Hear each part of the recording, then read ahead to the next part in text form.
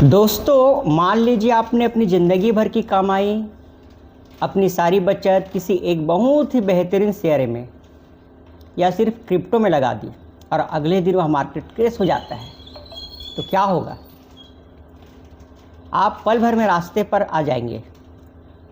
दुनिया के सबसे अमीर इन्वेस्टर वॉरेन बफेट हमेशा कहता है, never put all your eggs in one basket, यानी अपने सारे अंडे कभी भी एक टोकरी में मत रखो।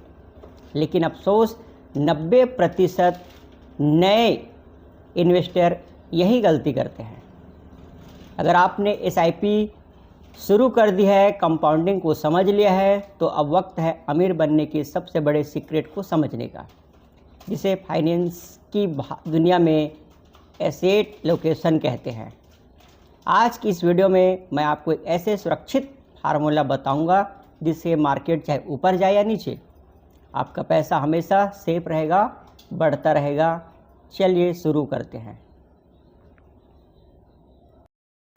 सरल शब्दों में कहे तो एसेट एलोकेशन का मतलब है अपने पैसे को अलग अलग तरह की जगहों पर इस तरह बांटना ताकि आपका रिस्क कम से कम हो सके। एसेट्स का मतलब होता है ऐसी चीज़ें जो आपकी जेब में पैसा डालकर देती है। मुख्य रूप से 4 तरह के एसेट्स होते हैं। पहला होता है इक्विटी, डायरेक्ट स्टॉक्स और म्यूचुअल फंड, ज़्यादा रिस्क ज़्यादा रिटर्न। दूसरा होता है डेब्ट, फिक्स डिपॉजिट, FD, PPF या सरकारी बॉन्ड्स, कम रिस्क स्थिर रिटर्न। तीसरा होता है गोल्ड, सोना, संकट के समय सबसे सुरक्षित और भरोसेमंद। चौथा होते हैं रियल एसेट्स, ज़मीन, दुकान या मकान, लंबे समय के लिए प्रॉपर्टी। अगर आप अपना सारा पैसा सिर्फ इक्विटी में डाल देंगे तो मार्केट गिरने पर आप डर जाएंगे। अगर सारा पैसा सिर्फ बैंक FD में रख देंगे तो महंगाई आपके पैसे की वैल्यू को धीरे धीरे खा जाएगी।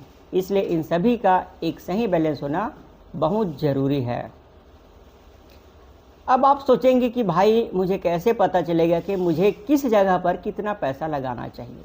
इसके लिए दुनिया के बड़े बड़े फाइनेंशियल एक्सपर्ट एक यूनिवर्सल रूल का इस्तेमाल करते हैं। 100 मीन्स योर एज रूल। यह रूल कहता है कि आपकी जो भी उम्र है उसे 100 में से घटा दीजिए।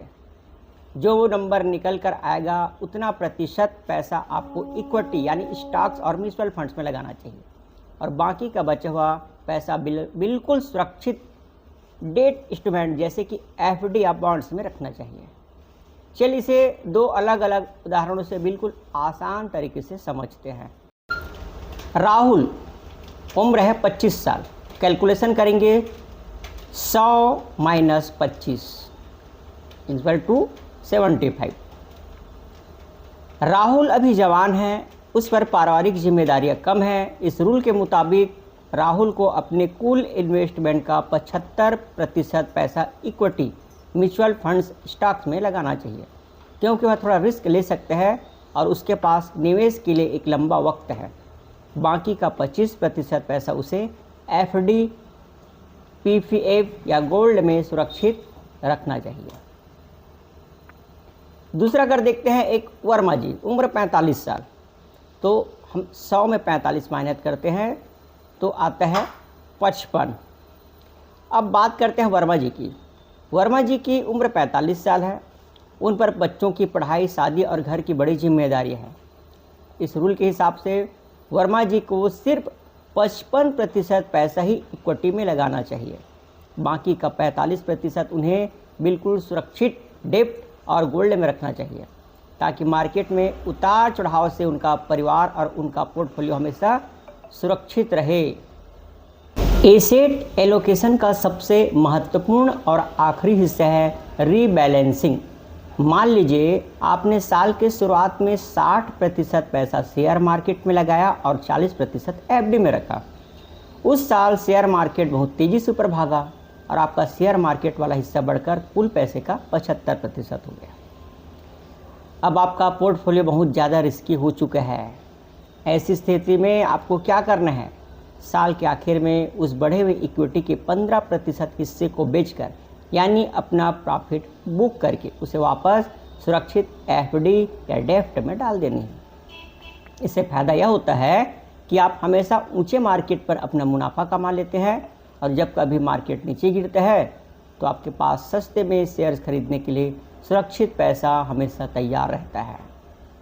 दोस्तों, अमीर बनना सिर्फ पैसा कमाने का खेल नहीं है, बल्कि उस कमाए हुए पैसे को सही तरीके से मैनेज करने और संभाल कर रखने का खेल है। अगर आप इस 100 विंस एज के फार्मूले को अपनी ज़िंदगी में फॉलो करते हैं तो आप कभी भी किसी बड़े फाइनेंशियल लॉस, वित्तीय नुकसान में नहीं फंसेंगे। आप मुझे नीचे कमेंट करके ज़रूर बताइए कि आपकी उम्र क्या है और आपने अपना पैसा कहाँ कहाँ इन्वेस्ट किया। अगर आज का वीडियो काम का लगा हो तो इसे अपने दोस्तों और परिवार के साथ ज़रूर शेयर करें। चैनल को सब्सक्राइब करना मत भूलें। मिलते हैं अगले वीडियो में, तब तक के लिए invest smartly, stay wealthy. Thank you. जय हिंद, जय भारत, जय छत्तीसगढ़।